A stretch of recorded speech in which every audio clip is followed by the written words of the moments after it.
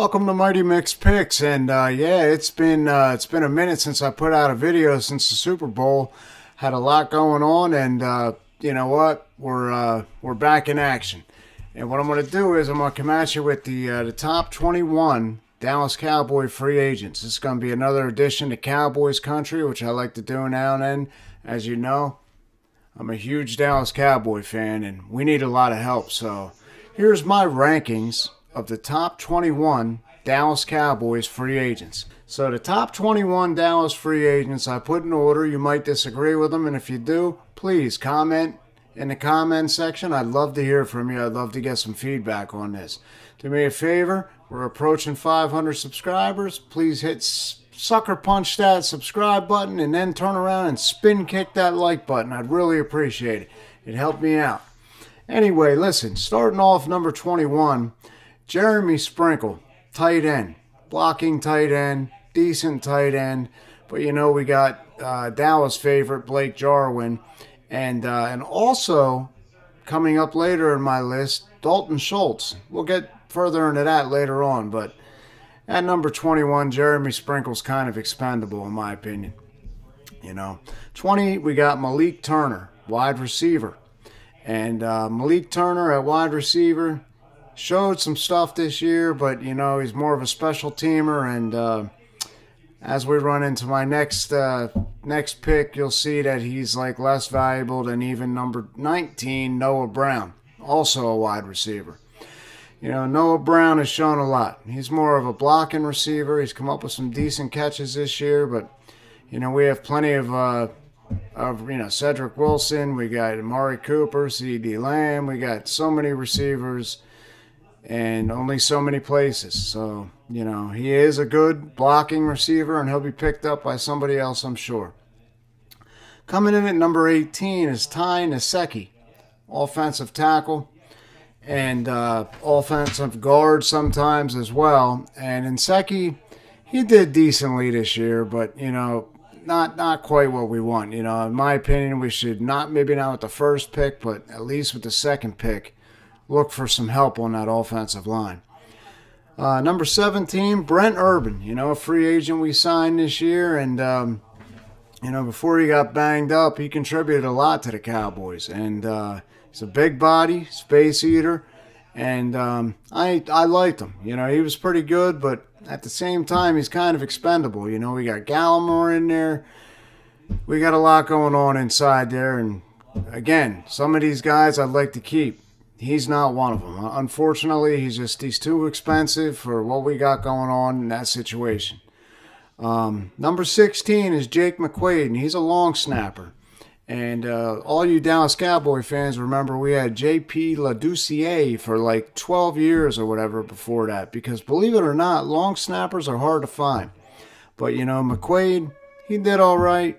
And he's young, and we can find a veteran if we need to. We don't have the money to keep somebody like that on our squad. Number 15, Brian Anger, the punter. Enough said. You know, we can get ourselves another punter if we need to. We need money. And even if, you know, he's a good punter, but it's just that he's a punter. We need money. We need it to go other places. You know, number 14, Maurice Kennedy was a nice surprise this year. I don't know about you, but I was really, really surprised. I thought that he'd be cut, actually, in, you know, the preseason, but he managed to hang on to a spot, and he did very well on special teams, and also, before he got banged up, a lot of good in the secondary. So he's number 14. We're probably not going to be able to retain him, and good luck to him. You know, number 13, Corey Clement, you know, ex-Eagle. He came in and he really showed, you know, when Zeke went down and he was spelling Pollard here and there, especially toward the end of the year, he could be counted on to carry the ball, catch the ball, decent on special teams. If we can get him cheap, I'd love to see him, you know, retain him, but it just probably isn't going to happen. You know, number 12, Damontae KZ. Now, this is going to be kind of the theme of some of the other guys I got coming up. Damontae KZ came over from the Falcons, injury concerns, but he's a Dan Quinn guy. You know, KZ, I mean, I'll be honest. You know, I watched all the Cowboys games, obviously, and his aggressiveness just wasn't there for me. You know, and you know, I'm coming up on J. Ron Curse in a couple picks here, and Curse showed a lot more to me than KZ. So if it came down to either safety, even though, you know, KZ's a Dan Quinn guy, I would keep Curse. You know, we're going to come into number 11 then, and that's Connor Williams. Connor Williams has been with us, you know, since he was a rookie. I believe he came out of Texas. And, you know, Connor Williams is a decent guard. Problem is, he can't keep his hands off people in an appropriate way. Holding calls, you know, downfield calls. Constantly penalized. Easily the most penalized Cowboy this year. And last year, too. If I don't know the perfect stats on that, but trust him, Mick. If you look it up, I'd bet on it that he was last year as well the most penalties by any Cowboy. You know, Tyron Smith also has problems keeping his hands on himself, holding calls, but Connor Williams destroys him in that department. You know, at number 10, you know, I want to say, you know, once again, also, if you'd like to follow Mighty Mix, go to MightyMix.org. You can see me. I have links to my Facebook page, my Instagram, TikTok, Twitter. You know, I'd love to see you comment or join me on some of those forums because we have a little contingent over there as well.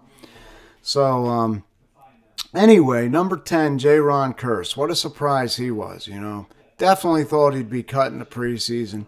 And he was there to the very end, you know, making plays, making tackles all over the place. And I'd love for Dallas to find a way to keep him, but they'd have to do it cheap. Number 9 is Carlos Watkins. And Carlos Watkins was another big surprise. Defensive tackle. And, you know, believe it or not, he started like 3/4 of the year on the inside there. That's what I mean by, you know, what's his name? Brent Urban. Excuse me. Brent Urban not, you know, kind of being expendable. You know, we got Gallimore in there. We got a lot of bodies in there. We got the big boy we just signed this past year, the rookie. Oh, my God. And then to have Watkins, who, like, outshined most of them. And, you know, like I said, started in 3/4 of the year. Thing is, he's going to demand too much money for Dallas to keep. You know, number 8 is Dorrance Armstrong, defensive end. Dorrance Armstrong, I don't know if you're like me.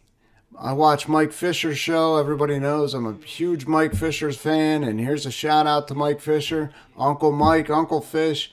I watch your show daily. You are the premier authority on the Dallas Cowboys. And I'm actually doing this countdown in response to one of your shows. You did a countdown. And I thought, you know what, Fish, I respect you, but I believe you got them out of order. You got them, as you say, who's out of order? I'm out of order. I'm out of order. Who's out of order?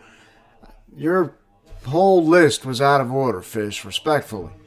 But anyway, Dorrance Armstrong, he's like a coach's favorite, and I just, man, you know, they robbed Gregory of so much time with Dorrance Armstrong in there this year. You know, there was times where Armstrong took, you know, plays away from Tank at times. So we got to let him go. Number 7, Malik Hooker, the safety, to me was a very big disappointment. Okay, I still got him at number 7. Because he is fundamentally good, and he did actually manage to stay basically unhurt this whole year for the first time in a while, you know. But he's, you know, came from the Colts, had injury issues, but a huge upside. And I'll just be honest, I just didn't see the upside. And the amount of money he's going to ask for isn't worth keeping him, in my opinion. The following people, I believe I would love to see us keep him. You know, number 6, Keanu O'Neal, another Dan Quinn guy. They brought him over. And, you know, I've actually had a few people that responded to me, you know, like in a negative way. They were like, oh, you know, well, who do we got at linebacker? And Cox is injured and blah, blah. Listen, we got decent linebackers. We got Jabril Cox, who we stole in the draft. Sure, he got hurt, but he's young. He'll be back, and he'll be a playmaker. Remember the Mick said that. You know, don't forget about Micah Parsons. You know, And Keanu O'Neal brings an extra step that a lot of people don't really have on the Cowboys. He's got the Dan Quinn thing. They're buddies. He's all over the place on the field. And he can play safety. He was a safety that made the transfer to linebacker this year for the Cowboys and did a decent job at it. You know, but worst case scenario, we can't sign KZ. We can't sign Hooker. We can't sign Curse. We still got Neal, who we can drop back there, and he'll be a hard-hitting safety like he was for the Falcons. Number 5, Cedric Wilson. Loved him. Absolutely loved him. He's a gadget guy. He's a fast guy. He made, some tremendous catches. And he's arguably, he could be above top 5. But I put him at top 5 out of respect for some of the guys I'm about to name. Number 4, LVE, Leighton Vander Esch, who I fell in love with along with Jalen Smith a few years ago. I'm sure I'm not alone in this. Well, Vander Esch has slowed down at times this year. I swear to you, he looked confused. He looked confused out there. And, man, we need people, aggressive people that are going to be spot on, that know the game plan and know their assignments and need to be all over the ball. I like Leighton Vander Esch. Love him, actually. Have a Leighton Vander Esch jersey. I mean, I love the guy. He's definitely a workhorse. I just don't know what happened. I don't know if he lost focus. I don't know if his stamina is going down. I don't know what's going on with him. But if we could re-sign him and if he could get his act together, I still truly believe he could be one of the top linebackers in the league. That remains to be seen. Number 3, and everybody else has him much higher or a couple spots higher, is Michael Gallup. Now look, I love Michael Gallup. As a person, as a player, here's the thing with Michael Gallup. I don't know if it's me. I'd love to hear from you in the comments, but Michael Gallup seems like he catches all the phenomenal catches, but the ones that are right in his hands, he drops. It's so frustrating with this guy. And we're going to have to make a choice. It's either going to be Gallup or Cooper, because we certainly are not getting rid of Lamb. And I'm sorry, Michael Gallup, but I want Amari Cooper before I want Michael Gallup. Amari Cooper is a beast, and I think we got to do whatever we should do, not even entertain trading him. That's just my opinion. But Michael Gallup, good luck with your next team. That's my opinion. Number 2 is one of my favorites. It reminds me of Jay Novacek years and years ago. Dalton Schultz. Dallas is putting all their cards into the basket, and it scares me because I listen to Mike Fisher, and I know Mike Fisher has an office at the Star. He's the foremost authority on the Cowboys, and he knows what he's talking about. So, that's why I put this list together in response to his. And sure, we differ in some ways, but I know Mike knows what he's talking about. And they want to give Blake Jarwin first shot again this year, even though he's constantly banged up. And I'm sorry, Dalton Schultz catches anything thrown his way and gets drilled and holds on to the ball. I love him. He's could be top 3 Cowboys that I love in the entire team. He's one of my favorites. I'd love to see them re-sign him and get rid of Jarwin. If he's that good, let's get some money for Jarwin and keep Schultz. And then that brings me to number 1. And what a reclamation project this guy's been. Randy Gregory. With Tank on the one side and Randy Gregory on the other side. And now we're looking at that kid Dean as a possible linebacker pick in the draft out of Georgia. Nakobe Dean or whatever. Also, Dean can rush the passer. So you can mix him in there with Parsons, one coming, one laying back. Listen, our front could be vicious. So it's important that we sign Randy Gregory. But if he demands an obscene amount of money, then we got to let him go. He's shown he did great this year. He was phenomenal this year. But, it reminds me of, I'll just give you a hint, the guy from the 49ers that we just picked up. Took a chance on, started out phenomenal, had the blonde streak in his hair.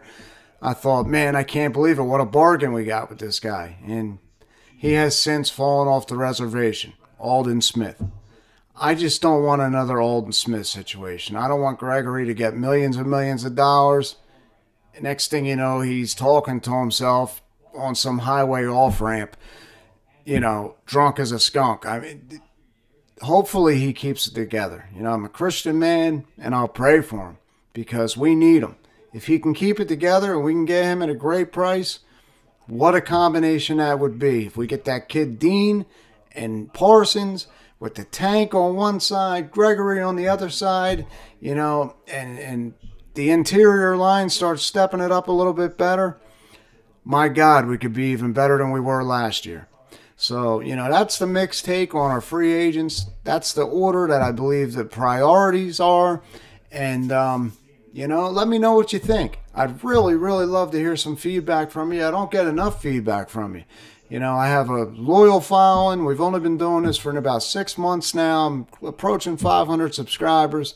I'm going to be getting a lot more out to you lately, or in the future, very, very shortly. More NBA picks, a lot of UFC picks. I love boxing, so we're going to throw some boxing picks in there. So listen, hit that like button, pound that subscribe button. Tell your friends. Tell a few friends about Mighty Mix. And every 25 people, you get a free t-shirt. Those of you who have gotten your t-shirts, I hope you like them. Those of you who's coming up, you know, right here at 425 we get there. Again, leave your information so I can send you your t-shirt, a white one or a green one. Till next time, this is Mighty Mick, signing off.